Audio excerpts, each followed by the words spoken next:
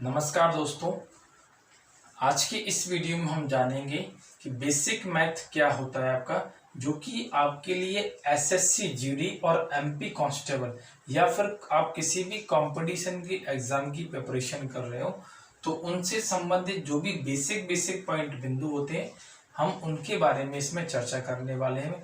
और धीरे धीरे ग्रेजुअली क्या करेंगे, हम इसमें अपने लेवल को इंक्रीज करेंगे। ठीक है, जो लोग इन सब चीज़ों को नहीं जानते हैं मैं उनके लिए एक खास उद्देश्य है इन सब वीडियो को इसको बनाने के लिए। ठीक है, तो आप कोशिश करिएगा इसको ज़्यादा शेयर करने का, और कोई भी बात समझ नहीं आती तो आप कमेंट करके मुझसे पूछ सकते हैं। सबसे पहले हम जानेंगे सर, पहला टॉपिक रहेगा आपका नंबर सिस्टम।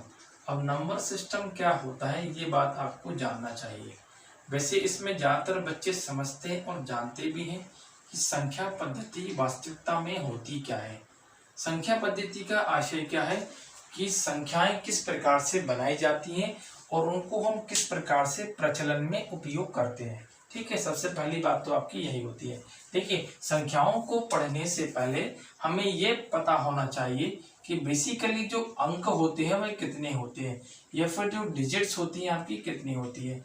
डिजिट का मतलब क्या होता है, कोई भी सिंगल डिजिट अंक आपका अकेला लिखा हो उसी को अपन कहते हैं डिजिट। सपोज आपके जो 0 से लेके 9 तक की वैल्यू लिखी होती है, 0 1 2 3 4 5 6 7 8 9, तो ये सब क्या होते हैं आपकी अपने आप में एक प्रकार के अंक होते हैं। और इन्हीं अंकों से हम क्या करते हैं, पूरा मैथमेटिक्स पढ़ते हैं, अलग अलग संख्याओं को क्रिएट करते हैं और बनाते हैं और उनका अच्छे से भली भांति अध्ययन करते हैं। ठीक है, अब देखिए अंकों से आपकी संख्या कैसे बनती है।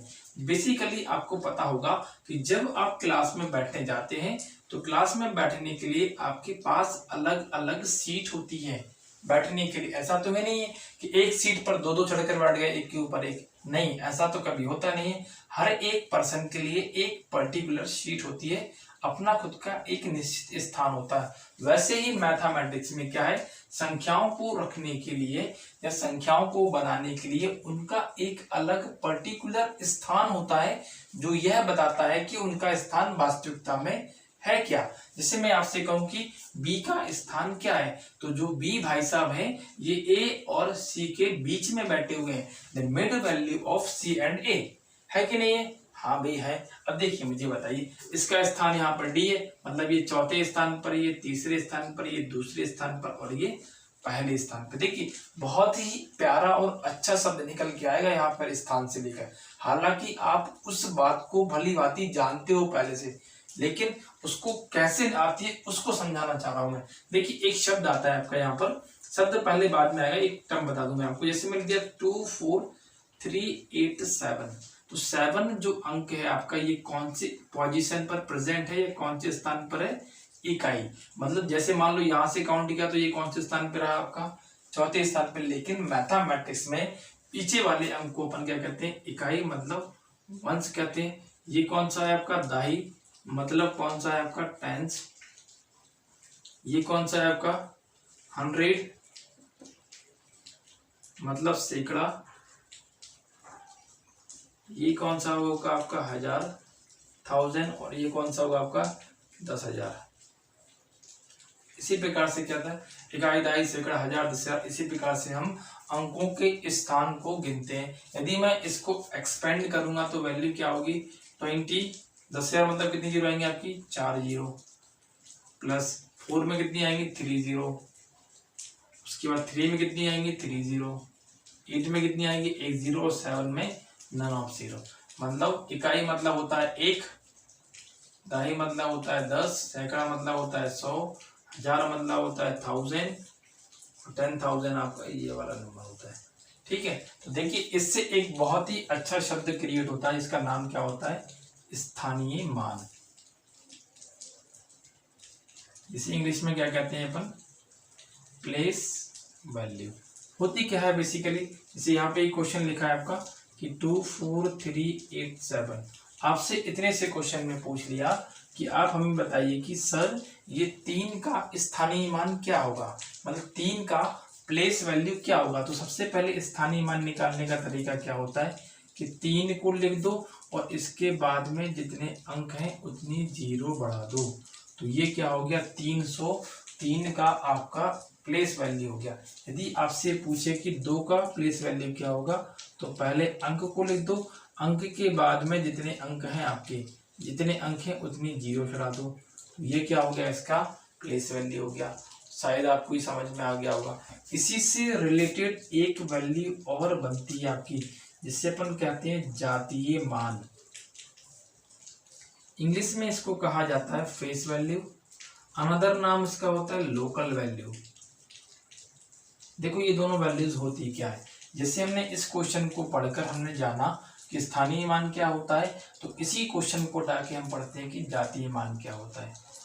जातीय मान का मतलब क्या होता है, हम जिस अंक का जातीय मान ज्ञात करना चाह रहे हैं वही अंक अपने आप में उसका जातीय मान बन जाता है। मैंने कहा आपका से कि 3 का फेस वैल्यू या जातीय मान बताइए, तो इसका आंसर कितना होगा, 3 ही होगा।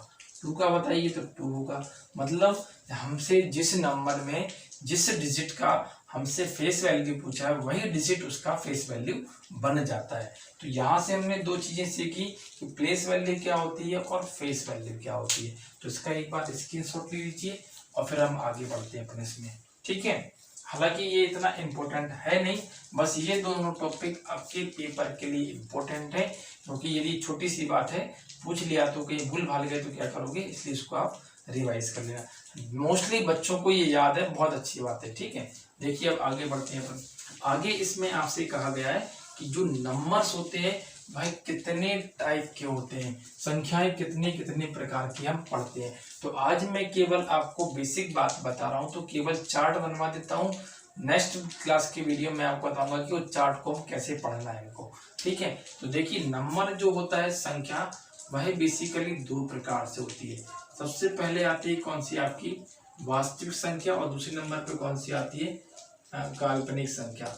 वास्तविक संख्या, दूसरे नंबर पे कौन सी आएगी आपकी, काल्पनिक संख्या। वास्तविक संख्या फिर से 2 भागों में बढ़ जाती है, जिसे अपन क्या बोलते हैं, परिमेय, और दूसरी क्या हो जाएगी आपकी, अपरिमेय। देखिए इंग्लिश में भी मैं लिख दूंगा इसको, फिर से परिमेय 2 भागों में बढ़ जाएगी। इधर क्या होगा आपका भिन्न, और यहाँ पर आपके अलग अलग जो संख्याएं होती हैं जिनके नाम हम पढ़ते हैं, जैसे आपका हो गया प्राकृत संख्या, फिर आपका हो गया पूर्ण संख्या, फिर आपका हो गया पूर्णांक, फिर आपका हो गया सम, फिर हो गई आपकी कौन संख्या, विषम, फिर हो गई आपकी भाज्य, फिर आपकी आएगी इसमें अभाज्य, फिर आपका आ जाएगा इसमें सहअभाज्य, फिर आपका आ जाएगा युगल सहअभाज्य, युगल अभाज्य। तो ये सभी संख्या इस तरफ काउंट करते हैं। और यहाँ पे अकेला क्या आएगा आपका फ्रैक्शन। फ्रैक्शन भी 3 भागों में कैटेगराइज करता है, उचित, उसके बाद आएगा अनुचित, और उसके बाद आएगा आपका मिश्रित। तो ये पूरा नंबर का चार्ट होता है, इसको पूरा हमको अध्ययन करना। सबसे पहले नंबर 2 डिवाइड में कैटेगराइज होता है। वास्तविक मतलब होते हैं रियल नंबर, इसको इंग्लिश में भी मैं लिख देता हूँ क्योंकि कुछ लोग इंग्लिश वाले देख रहे हैं तो उनके लिए भी काम में आ जाएगा। इमेजिनरी नंबर्स, ये हो जाएगा आपका रेशनल, ये हो जाएगा इरेशनल, दिस इज फ्रैक्शन,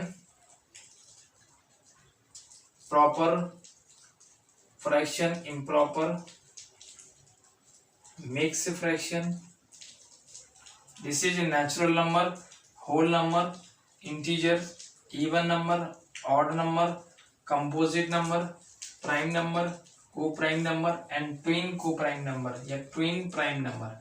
तो ये सब इंग्लिश टर्म्स है इसमें जो कि आपको इसमें याद रखना है, ठीक है।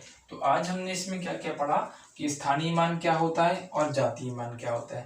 दूसरी बात हमने क्या जानी कि कोई भी संख्या जो होती है वह कितने भागों में बटी हुई होती है और किस प्रकार से हम उनको लिखते हैं। तो इसमें मैं आपको कुछ 2-3 बातें बता देता हूँ। जैसे पहली वाली संख्या है वास्तविक संख्या, मतलब रियल नंबर।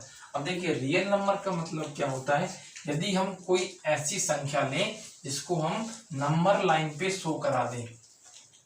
अब देखो जो हमारा नंबर लाइन होता है, देखो इसके बारे में हम पढ़ रहे हैं, तो नंबर लाइन हो गई आपकी ये, इसके बीचों बीच कौन होता है 0, इस तरफ कौन होता है +1, इधर +2 एंड सो ऑन, इधर -1, इधर -2, इधर एंड सो ऑन।